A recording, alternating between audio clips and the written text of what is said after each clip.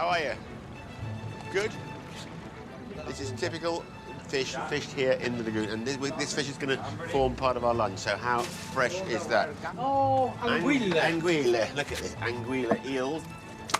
And like eels, traditionally extremely slippery. But here it comes, here it comes. Off.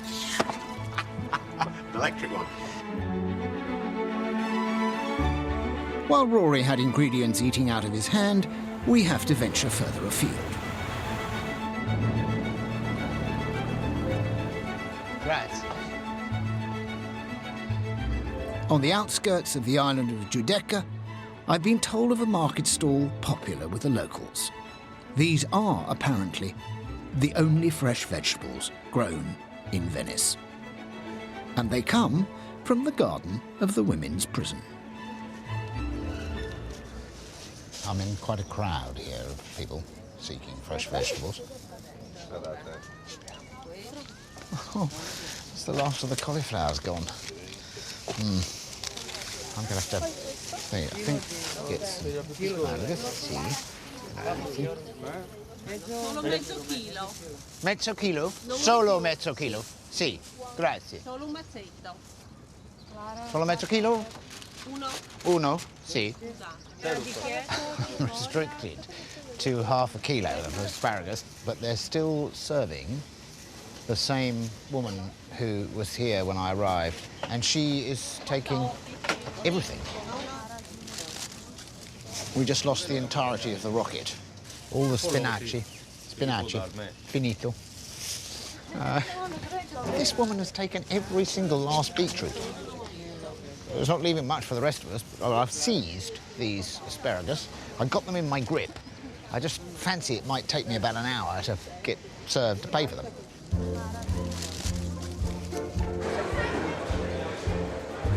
I, however, am somewhere much less exciting, for me at least.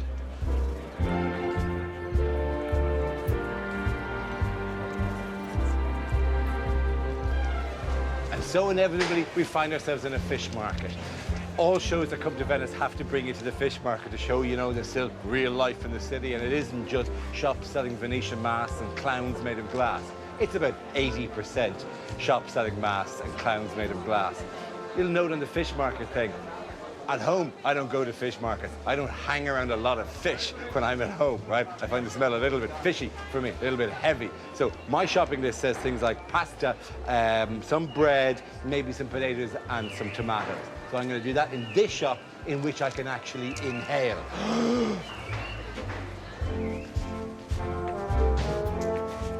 This is Il Ponte della Tette, which means, well, there's another way of putting it, the Bridge of Tits, and that's because in the 1500s, Venice had an incredible 11,000 prostitutes. So obviously, trade was very competitive, and so to attract passing customers, the ladies of the night would hang out of these windows. Well, hang out of these windows, in fact. Sharp! No. Very different today. As you can see, there's only one tit on this bridge.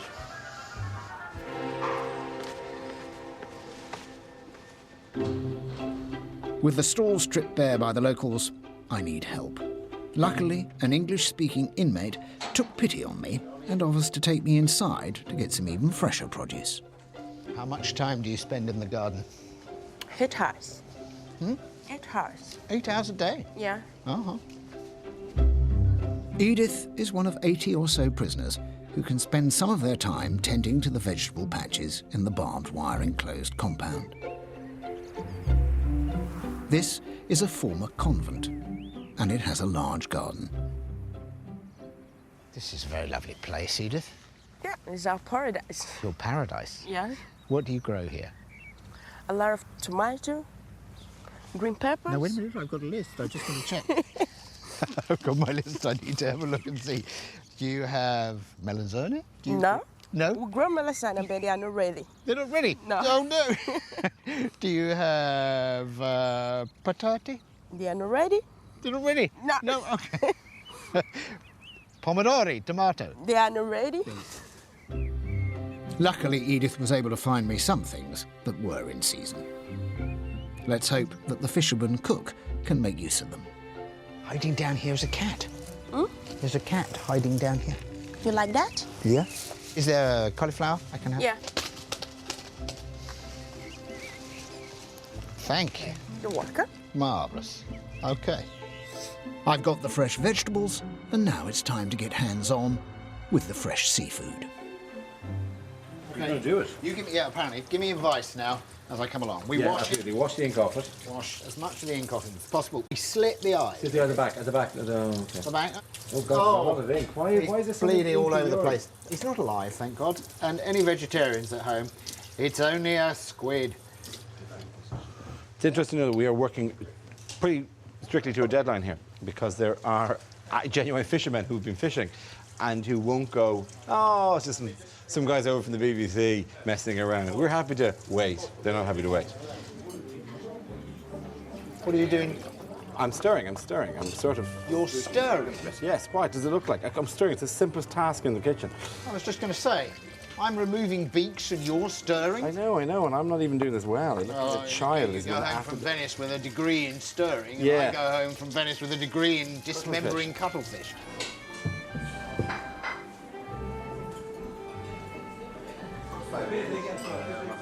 Hey, Hey, cavaliere, how are you? Come sta? Buongiorno. Sono Rory. Try it. It's lovely. Try that. I stirred that. Ah. I want you to tell me you like it. It's got your signature. Yeah. You can Taste, feel the texture of it. It's incredible, isn't it?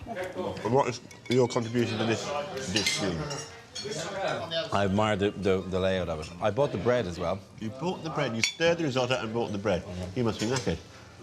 Griff, you're the one who was giving out about food in Venice. How does this change your opinion? No, this is terrific. I mean, the point is that 90% of the tourists do not care what they eat. Yeah. So why should the restaurants care about what they serve them? If you really want to eat well in Venice, you have to go right out to the outlying islands and look for the specialities. And here we are, being served delicious food made by fishermen for their own consumption. And it's terrific.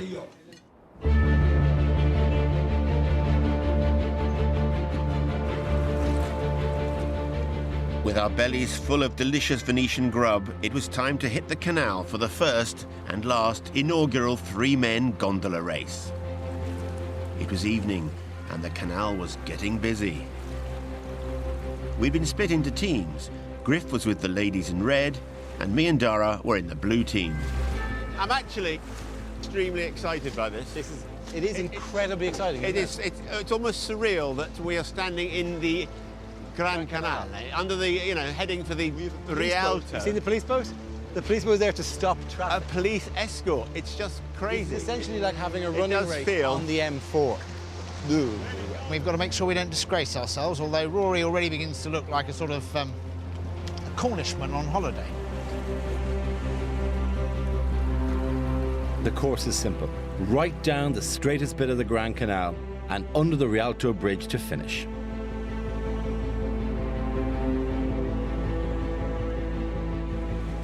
Since we are novices, it's going to be a rolling start. When both boats are neck and neck, we're off.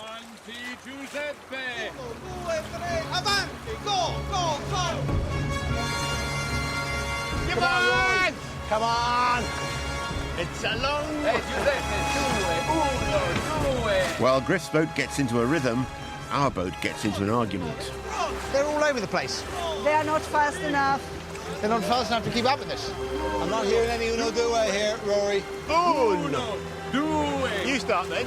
Uno. Let's get a private uno e due going.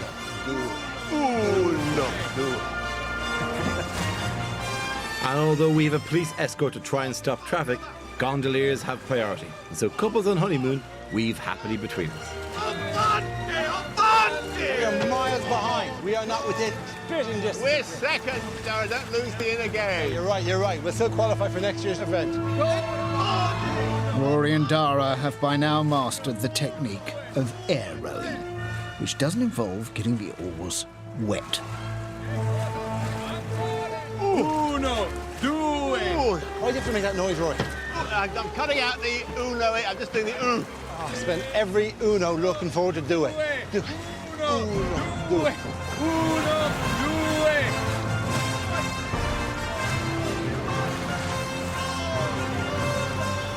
Griff's boat have found their rhythm. There's less internal debate going on, and the Rialto Bridge looms overhead.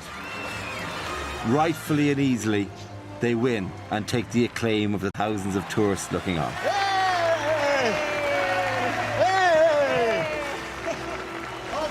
Okay, better than okay, I think.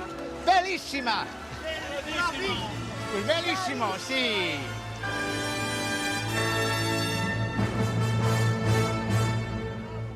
Okay. Veramente bravo. Bravo. Grazie mille. We never really got started in that one. The Uno, the Due. I didn't hear any Uno Due from any of the people. I have heard a lot of yab, yab, yab from front to back here. Tactically, this is a disaster. I'm washing my hands of this. We're still in this. We're still in this. Stop. Oi. Fimo cambio adesso, fimo cambio. Tony, not a happy man. No. We had one una, one due, and then somebody said tre. Where did that come from? We know what Trey was. Trey was a move they haven't taught us. Oh, Tony! This guy's just chatting to women. We're in the middle of a break. This guy, that's all he's done. He just pulled the boat immediately over and like, hey, how are you doing? Hey, uno due, uno due, uno due. This guy's shouting at him. Everything all right? No. What's going on here? Hey, you were gone, right? And we didn't know it started. We didn't know it started. We were just getting The wrong signal. wrong thing was given. We went for you. You were gone. You didn't hang around. I'm going to talk to the girls because, frankly, Mickey, hey, my friend. Have you met my friend? Yeah, he's a very good friend of mine. Have you met him? Have you met my brother? Have you met my brother? Perhaps we take these boats. We do a very good moonlight cruise. It's killing the game, this sort of behaviour. That is. 3 cheers for Red Boat. Red Boat.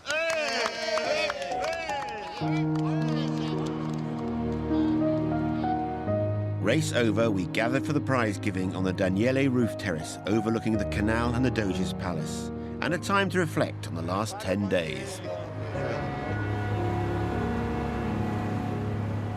This trip has been quite spectacular, not just because of the wonderful landscapes of Montenegro and the lovely people in Croatia, but also just for arriving here and knowing that as we went further and further and further, we get more and more into the very heart of boats and the time when boats ran the world. And Venice was built on boating, and not just here, but obviously internationally. You can see the feel of it in all these Venetian cities that we passed into, whether it was in Split or in Dubrovnik, and just to come to that, you know, to that birthplace of all that, come to one of the great naval empires.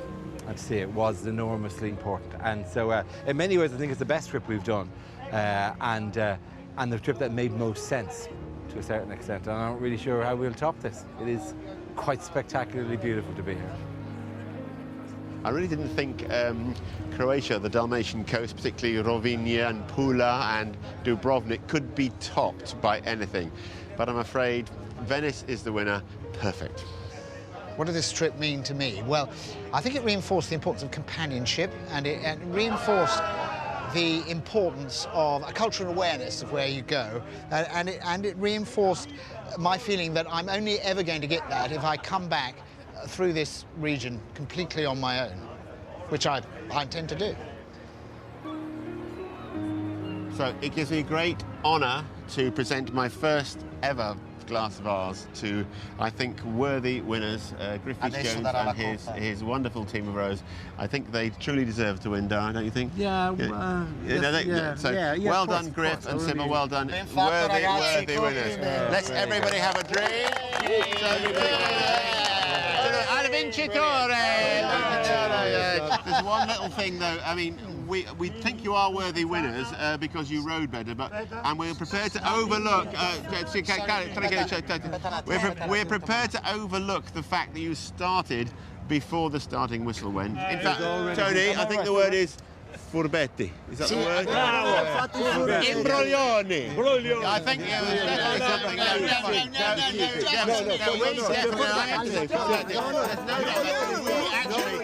Hang on a minute. We were told there was going to be a whistle.